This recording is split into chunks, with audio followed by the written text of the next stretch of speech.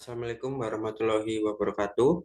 Perkenalkan saya Aldi Irwanto, MPM 2240701136 dari Rombel 3 akan mempresentasikan tentang proses pencernaan dan penyerapan karbohidrat, protein, lipid, dan vitamin.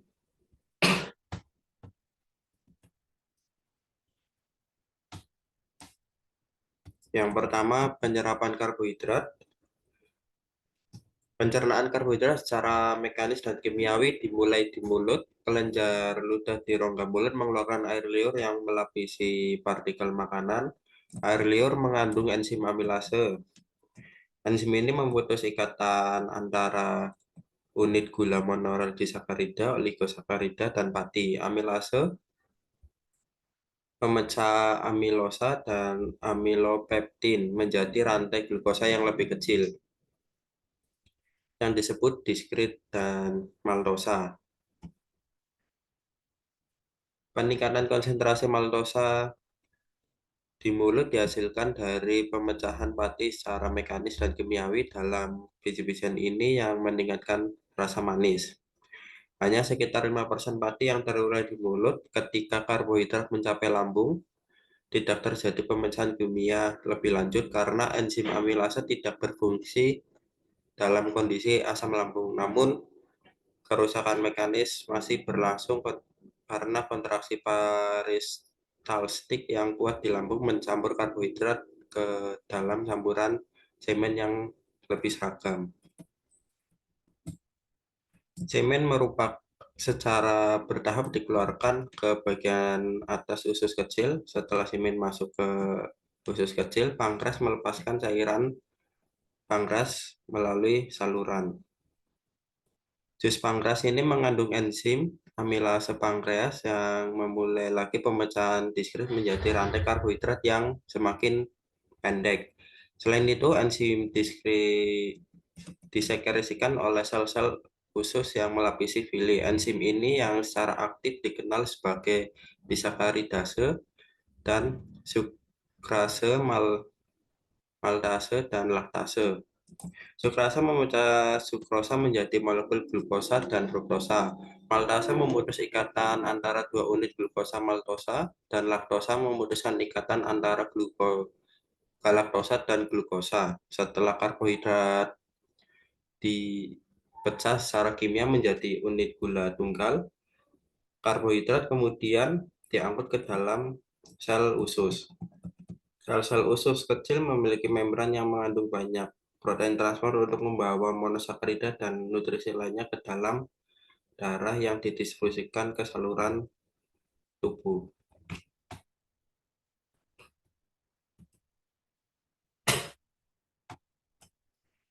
Selanjutnya, pencernaan dan penyerapan protein.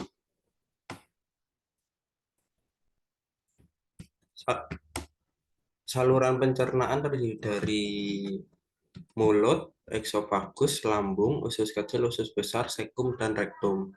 Sumber protein didapat dari daging.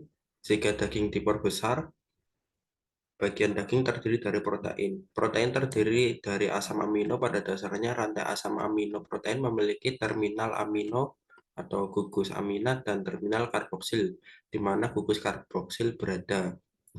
Jika dilihat struktur biokimia suatu protein, misal kita memiliki 4 asam amino yang dihubungkan bersama, masing-masing asam amino memiliki gugus amina dan karboksil. Dengan gugus amino dan karboksil inilah yang memungkinkan asam amino untuk saling terhubung. Oleh karena itu, akan selalu ada gugus karboksil di salah satu ujung protein dan gugus amina di ujung lain protein. Pencernaan protein dimulai di mulut. Mulut akan melakukan pencernaan secara mekanis. Selanjutnya pencernaan secara kimia terjadi di lambung karena lambung mengeluarkan pepsinogen yang diubah menjadi pepsin. Pepsin menghidrolisis ikatan peptida yang memutuskan ikatan protein. Pepsinogen dengan adanya makanan pada saat yang sama, asam klorida akan dikeluarkan untuk membantu memecah makanan. Sebenarnya asam klorida itulah yang memicu konversi pepsinogen menjadi pepsin, sehingga pepsin mampu menghidrolisis ikatan peptida yang memecah protein.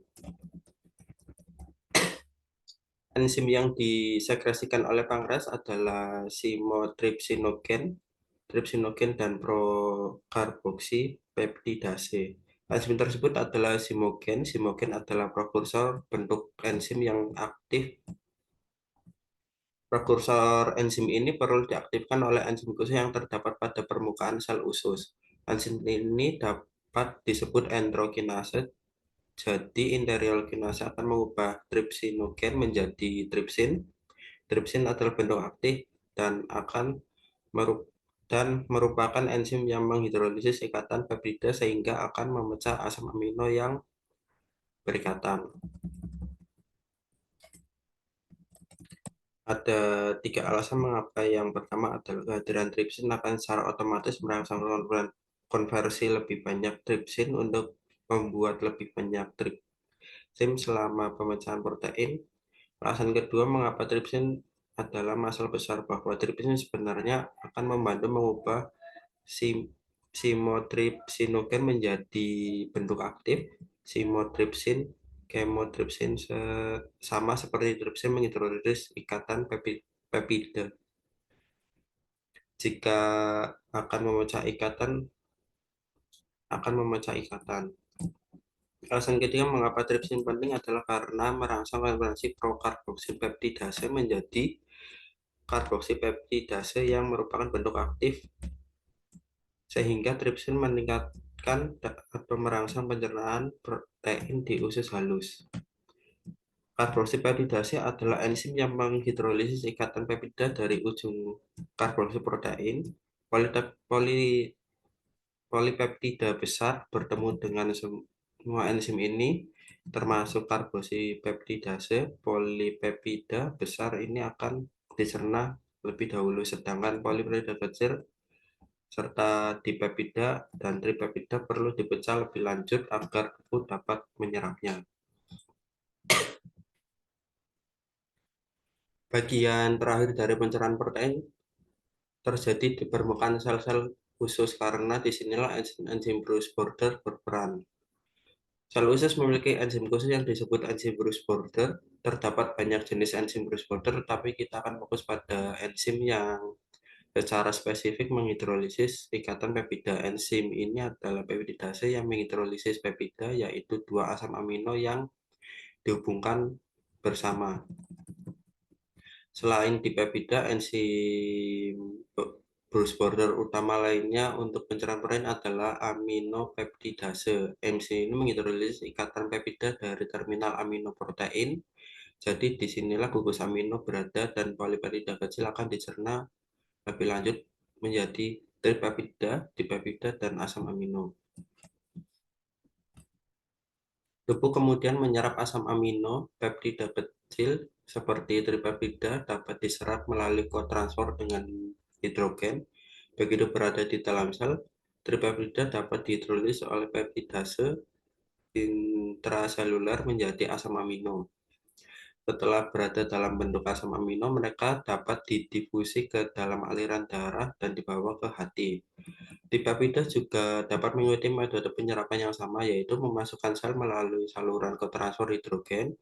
Hidrogen dapat dipompa kembali ke dalam lumen untuk ditukar dengan natrium. Ketika hidrogen kembali keluar ke dalam lumen, natrium dipompa masuk di peptida yang ada di dalam sel, kemudian dapat dipecah menjadi 2 asam amino oleh peptidase intraseluler, dan asam amino ini kemudian diserap kembali ke dalam darah. Asam amino yang hanya berada di lumen diserap melalui metode yang berbeda, yaitu melalui saluran dengan natrium. 1 ion natrium diabsorpsi bersama dengan 1 asam amino. Asam amino kemudian dapat diserap kembali ke dalam darah. Ketika asam amino, dipeptida dan tripeptida diserap ke dalam sel, terjadi penyerapan bersih natrium. Karena natrium diserap, air juga ikut terserap. Natrium yang diserap kembali ke dalam matriks ekstraseluler harus ditukar dengan kalium melalui pompa natrium kalium. Asam amino yang disebut sebelumnya akan bergerak ke hati, di mana asam amino tersebut digunakan untuk mensintesis protein baru atau disimpan di tempat lain dalam tubuh. Selanjutnya, proses pencernaan dan penyerapan lipid.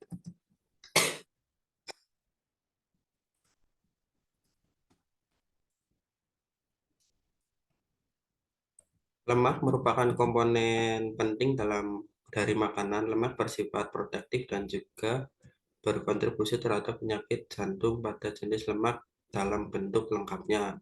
Pemecahan lemak dimulai dari mulut dengan lipase lingual. Pengunyaan akan menghidrolisis dan memecah lipid. Lipid yang sudah dicerna secara mekanis akan bergerak ke lambung untuk selanjutnya dicerna secara kimia menggunakan enzim lipase di lambung. Lipid yang dipecah masih dalam bentuk trigliserida. Trigliserida dibawa ke duodenum dengan membawa keasaman lambung. Trigliserida yang mengandung asam lambung akan merangsang sel-sel usus halus untuk menghidrolisis dua hormon penting yaitu kolesitokinin CCK dan sekretin CCK yang merangsang produksi dan sekresi empedu. Juga merangsang belasan enzim pankreas yang dikenal sebagai sekretin jus pankreas. Di sisi lain akan merangsang sekresi bikarbonat dari pankreas dan ini untuk meningkatkan pH intraluminal menjadi sekitar 6,5 yang merupakan lingkungan optimal untuk pencernaan lemak.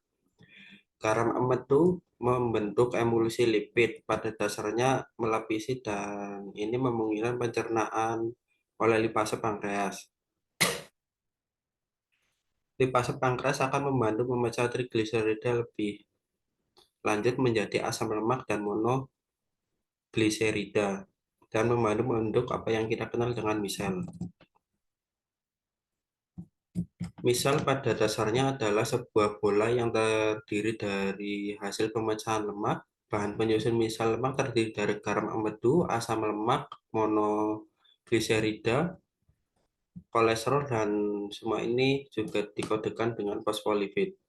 Sekarang dalam bentuk ini, monosakarida dan asam lemak mampu diangkut dan diserap melintasi membran apikal enterosit, terutama di 2/3 proksimal duodenum yang pada dasarnya merupakan bagian tengah usus halus. Garam empedu sendiri tetap berada di lumen usus karena tidak dapat diserap kembali. Garam empedu menuju ileum untuk diserap kembali untuk memasuki sirkulasi enterohepatik. Pada dasarnya garam empedu akan didaur ulang dan disekresikan kembali ke dalam empedu untuk digunakan lagi. Asam lemak dan monosakarida yang diserap di duodenum akan dikemas dalam sel untuk membentuk kilomikron yang matang sepenuhnya dan kilomikron ini kemudian akan berikatan dengan basolateral yang kemudian diangkut ke limfatik usus. Dari limfatik usus akan masuk ke jurnal sirkulasi umum untuk diangkut ke seluruh tubuh.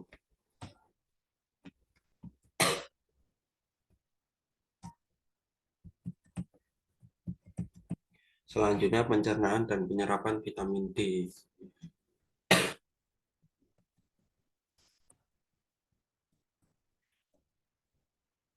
Vitamin D dan kalsium.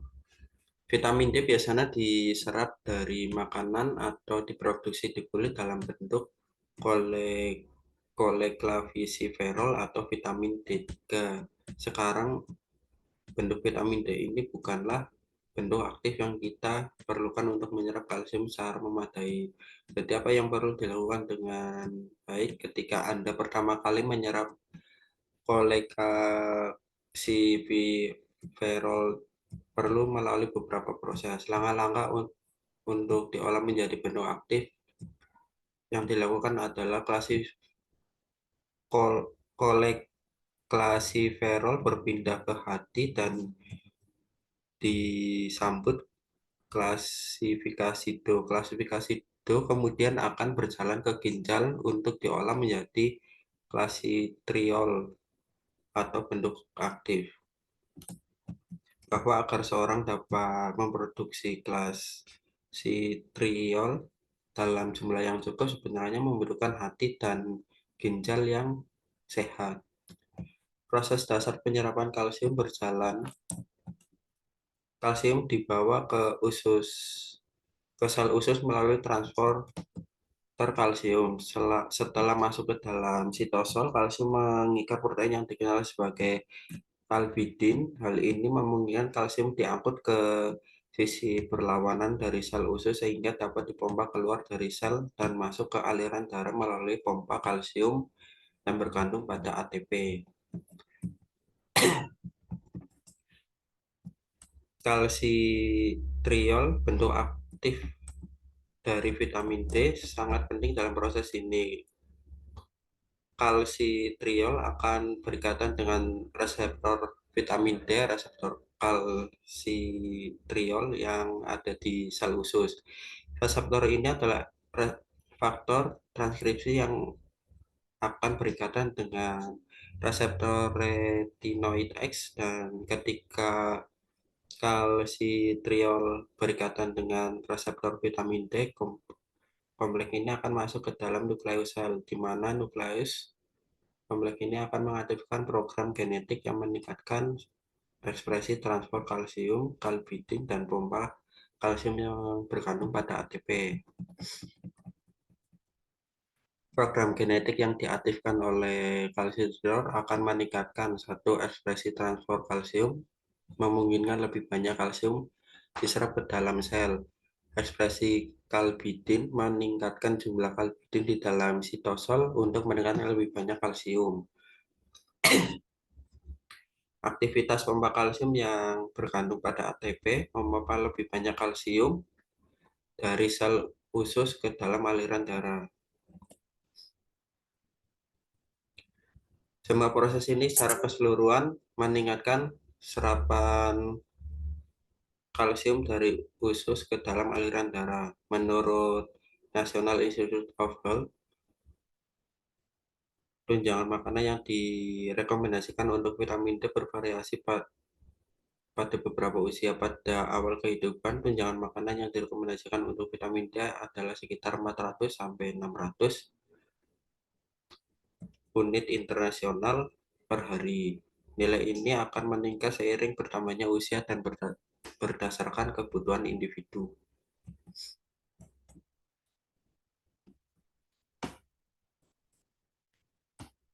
Selanjutnya, pencernaan dan penyerapan vitamin B12.